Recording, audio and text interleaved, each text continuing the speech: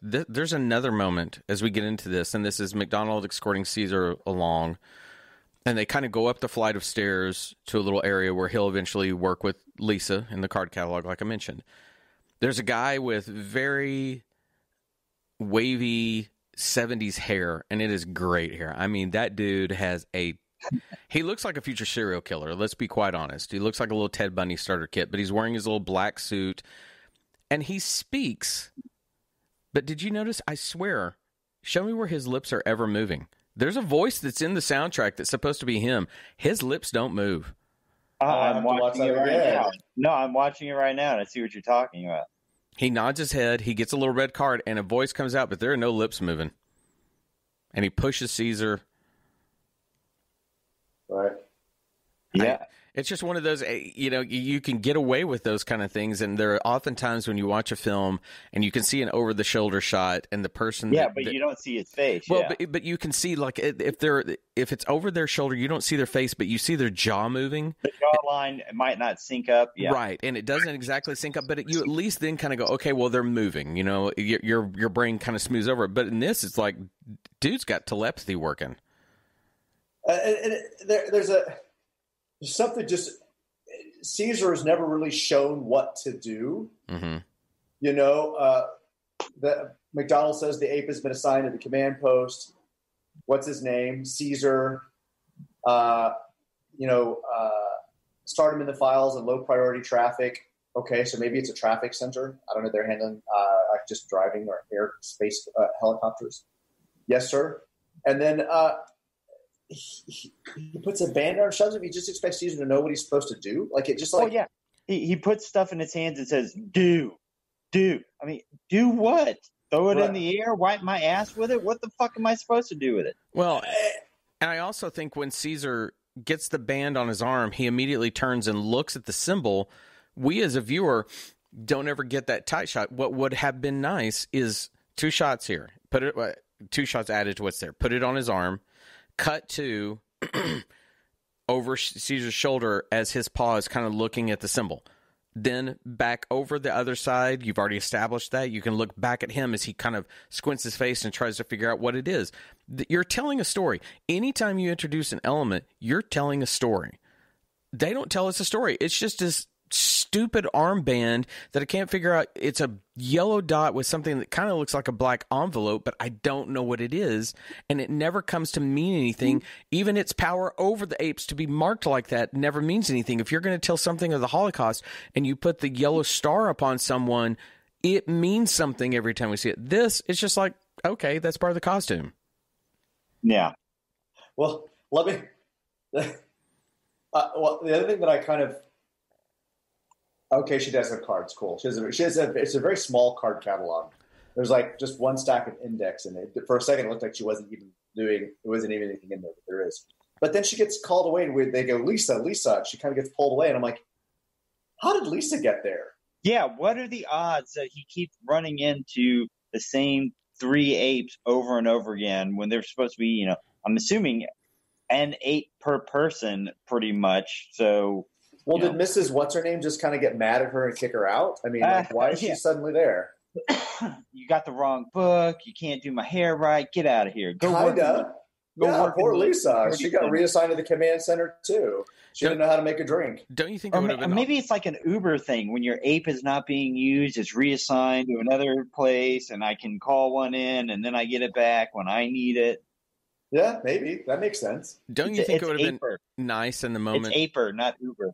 When Caesar comes in and Lisa's there, if we're going to have this construction of coincidence, wouldn't it have been nice to have a couple of cross-cutting shots of them looking at each other and acknowledging each other instead of just she kind of looks over her shoulder like, ooh, is that my boyfriend?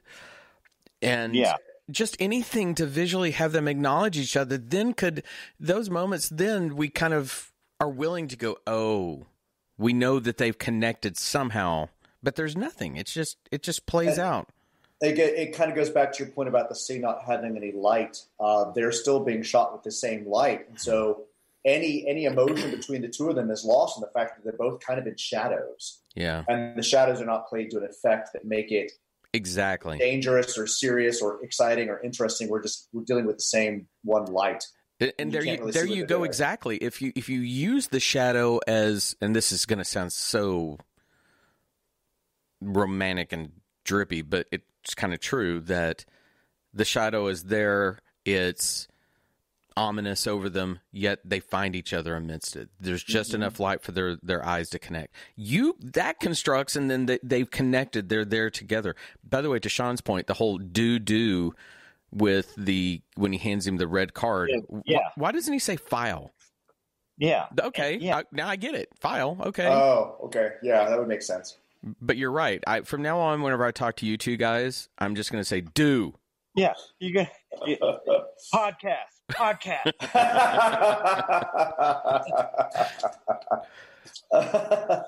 So what do you think about the horrible techno babble that they give in here of no. Whenever you do this, the second indicator is a thing that has to be done. It hasn't been declassified yet. This is just garbage that's not going to be referenced at any point in the future and make any sense to us. I got to go pick up power converters at Tossie Station. Yeah, exactly. Not quite as a parody, but yeah, very much so. I thought You're throughout the internal indicator is the second code. What? Throughout this film, what I kept thinking was, if this were made today, all that gobbledygook would be so mixed down, where you would just hear the mutter of people talking. Then you might be able to go, what? What are they talking about? But you wouldn't hear it. There are so many times in this and in coming minutes where somebody who's a background inconsequential person has something to say, and you're like, why am I even hearing this? It's a very odd, and it's not like they didn't have the capability to do it, but it's a very odd sound mix throughout this film. First check the priority. What priority? Yeah. What does any of this have to do with, apes taking over the future? Well, I don't know. Maybe, I can't even answer that. Nah. All right, has anybody got anything else? I don't know. I guess this is their first day of deciphering. Come on. Well, I think that about wraps up minute 37. Well, I mean, what do we get out of this minute? That he's now assigned to a command center and he's reconnected with Lisa? Yeah, I'm assuming that somehow he's going to use this command center to network with other apes, but at this point, I don't know how. Oh, it's a good, Okay, Sean's not watching the minute, so what do you think is happening in this command center? Yeah, I mean, they're deciphering the codes. Come on, it's low priority, but they got him start off on low priority stuff, so he's not going to get in trouble yet. He's got to get ingratiated with people, and then he's going to work his way up. And he's got to check the addressee. See, I always kind of saw this command center and these file cards as a bit of the 1984 element where we heard Big Brother always talking, that's where those commands emanate from, is this command center that somehow they're tracking the apes, and that's the traffic control, is where are the apes and what's going on. That's the way I saw this. Well, that actually could have been nice if we'd actually seen the guy that we just heard outside. If we just kind of saw somebody saying that and talking to a microphone here, just as a passing shot. Yeah. That would have been cool. Well, and I think that, if you were to make this today, instead of putting silly armbands on them, maybe you have a moment of injecting a tracker. Chip into him or something. Yeah. And Caesar's like, oh, that hurts. But he's okay. We can track him now. And then you look over to the device. There he is. And just to acknowledge that. And then that does add the element later on as things progress that they would have that technology and Caesar has to get around it. There's another way to add in some tension to it. Yeah. But instead we get weird armbands with yellow dots and black envelopes. Yeah. All right. When Sean does twice, that's usually my cue to say that's it for that minute. Yeah. All right, we will be back tomorrow with minute 38. Everybody have a great day. All right, bye. Bye, everybody. The Minute of the Apes.